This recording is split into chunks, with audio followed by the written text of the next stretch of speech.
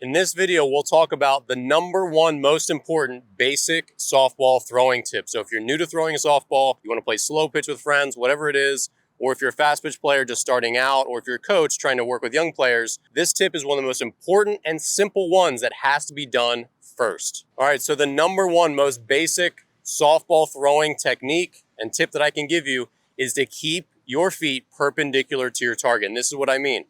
When you're throwing, you do not want your feet and your chest and your hips facing your partner.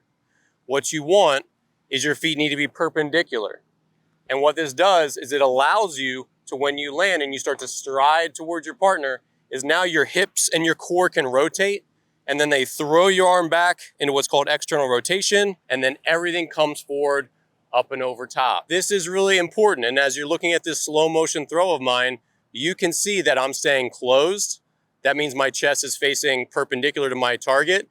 And then my hips rotate to open up towards my target late. What you don't want, again, is to field a ground ball or to catch a fly ball, and now your feet have landed and your chest is open to your target now. Now I get less rotation, so I get less force into my throw.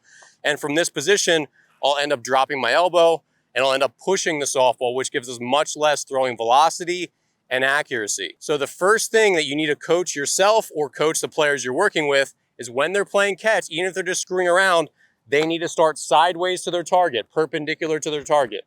That way, as they stride out, they're still gonna get the full rotation from their upper body. And then of course, when they're playing catch and they're pretending to do their infield throws, they need to work on setting their feet sideways. So again, they're closed, which means their chest is facing perpendicular to their target.